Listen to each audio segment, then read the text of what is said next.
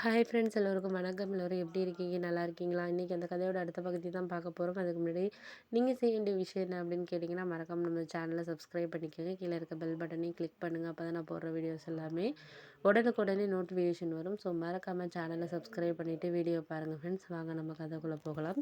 அதுக்கப்புறம் நான் என்ன யோசித்தேன் அப்படின்னு சொன்னால், சரி இந்த வேலையில் ஜாயின் பண்ணுறது நம்ம முடிவு பண்ணிட்டோம். அம்மா கிட்ட இந்த விஷயத்த கண்டிப்பாக சொல்லி தான் ஆகணும். சித்தி சொன்னாங்க, "நீ ஒன்றும் கவலைப்படாத, உங்கள் அம்மாவே வேண்டான்னு சொன்னாலும் நீ என்னோட இருந்து வேலை பாரு.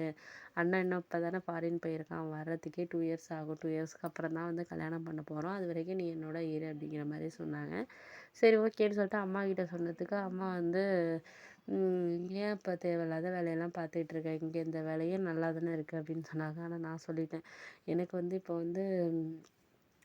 25,000 சேலரி தராங்க அப்படின்னு நான் பொய் தான் சொன்னேன். ஏன்னா 30,000ன்னு சொன்னால் வீட்டுக்கு ஒரு 10,000 அனுப்புனா போதும் அப்படிங்கிற மாதிரி நான் முடிவு பண்ணிட்டேன். ஏன்னா மீதி இருக்கிறத நம்ம சேவிங்ஸு, அதுக்கப்புறம் நம்ம சித்தி வீட்டில் இருந்தாலும் அவங்களுக்கு ஏதாச்சும் வீட்டுக்கு தேவையான ஏதாச்சும் ஒரு மந்த்லி கிராசரி அந்த மாதிரி வாங்கி கொடுக்கணும். ஏன்னா சும்மா அவங்க கொடுத்தா பணமாக கொடுத்தா வாங்க மாட்டாங்க கண்டிப்பாக. அதில் கிராசரி அந்த மாதிரி வாங்குறதுக்கு நம்ம யூஸ் பண்ணிக்கணும் அப்படின்னு சொல்லிட்டு, அதுக்கப்புறம் அம்மா அப்பாட்ட சொல்லி நான் கன்வின்ஸ் பண்ணேன்.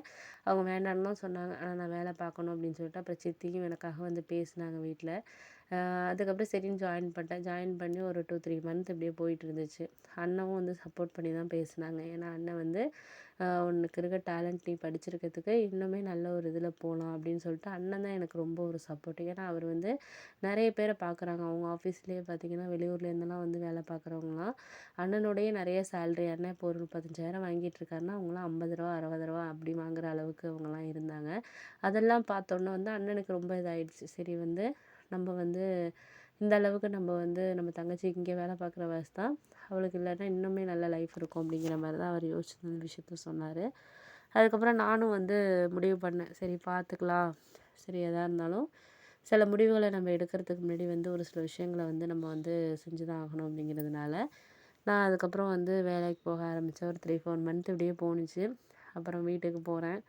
அம்மா அப்பாலாம் மந்த்லி மந்த்லி அவங்களுக்கு செலவுக்கு மட்டும் 10,000 அனுப்பி வச்சேன். ஏன்னா வாடகை, அப்பாவும் வேலை பார்த்தாரு. இருந்தாலும் அவங்களுக்குன்னு நம்ம மாதம் ஏதாச்சும் அனுப்பி வைக்கணும் அப்படிங்கிறதுனால 10,000 மட்டும் நான் அனுப்பி வச்சேன். மீதி வீட்டுக்கு சித்தி வீட்டுக்கு ஒரு 3,000 4,000 5,000 ஜாமான் வாங்கிட்டு மீதி 15,000 கிட்ட என்னோடய சேவிங்ஸில் 20,000 கிட்டவே என்னோடய சேவிங்ஸ் பண்ணி தான் வச்சுருந்தேன்.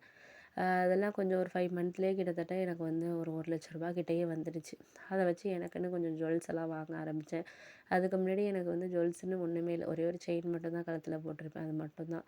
அம்மா அப்பாவும் 2 வருஷம் சம்பாரித்து ஒன்றுமே எனக்கு செய்யலை அப்படிங்கிறது தான் ஒரு உண்மையான விஷயம்.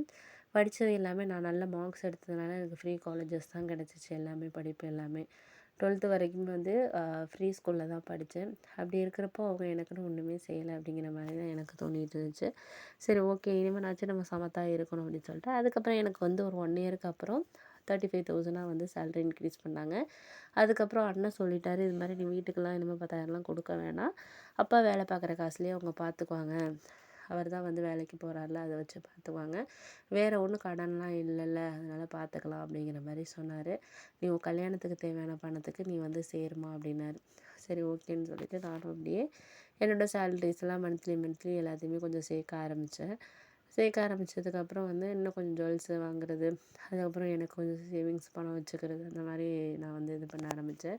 அப்போ ஆரம்பித்ததுக்கப்புறம் எனக்கும் கொஞ்சம் சந்தோஷமாக இருந்துச்சு. ஒரு மன நிம்மதியாக இருந்துச்சு. ஏன் அப்படின்னா, ஒரு சில விஷயங்கள் நம்ம என்னதான் இது பண்ணாலும் ஒரு சில விஷயங்கள நம்ம மனசுக்குள்ளே ஒரு சந்தோஷமான விஷயங்கிறது இருக்கும் நமக்கு. அதே மாதிரி தான் அந்த மாதிரியே தான் எனக்கும் இருந்துச்சு.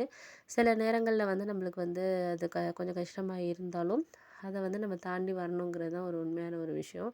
அதனால நான் முடிவு பண்ணேன், சரி நமக்கு இதுக்கப்புறம் எந்த ஒரு விஷயத்துலையும் நம்ம காம்ப்ரமைஸ் ஆகக்கூடாது.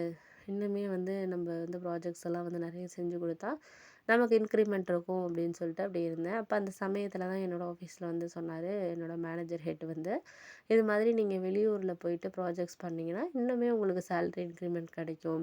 மும்பை, டெல்லி அந்த மாதிரி போயிட்டு பண்ணணும். ஓகேங்கிறவங்க நீங்கள் அப்ளிகேஷன் ஃபில் பண்ணி கொடுத்துருங்க. அவங்க செலக்ட் பண்ணுவாங்க இருக்கிறவங்கள" அப்படின்னோன்னே கிட்டத்தட்ட எங்கள் ஆஃபீஸில் கிட்டத்தட்ட ஒரு 50 பேர்கிட்ட வேலை பார்த்தோம். ஆனால் வந்து ஒரு கிட்டத்தட்ட ஒரு 10 பேர் தான். ஏன்னா 10 பேர் மேரிடுங்கிறனால நிறைய பேர் அதுக்கு வந்து வாலண்டியரா வரல. ஒரு 10 பேர் தான் அதுக்கு வந்து இது பண்ணாங்க. அதில் ஒரு 5 பேர் செலக்ட் பண்ணாங்க. அதில் நானும் ஒரு ஆள். அதுக்கப்புறம் வந்து டெல்லியில் போய் ஒரு மாதம் ட்ரைனிங்கு இப்படி தான் இருந்துச்சு.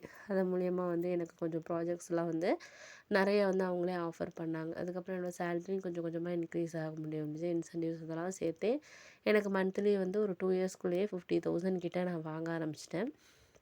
இப்போ வீட்டில் மாப்பிள்ளை பார்க்கலாம் அப்படின்னு சொல்லிட்டு அம்மா சொன்னதுக்கப்புறம் இல்லை இன்னும் ஒரு 2 இயர்ஸ் போகட்டும் அப்படின்னு சொல்லிட்டு அதுக்கப்புறம் கொஞ்சம் கொஞ்சமாக நானே வந்து எல்லாமே இன்னும் பணம் சேர்க்குறது அந்த மாதிரி இது பண்ணிவிட்டு அப்புறம் எங்கள் ஏரியாலேயே வந்து ஒரு வீடு எனக்குன்னே ஒரு வீடு வந்து எனக்கு பிடிச்ச மாதிரி ஒரு வீடே வாங்கிட்டேன். இப்போ அண்ணனும் ஓரளவு வீடு கட்டிட்டார். அவருக்கும் ஃபினான்ஷியலாக நான் வீடு கட்டுறது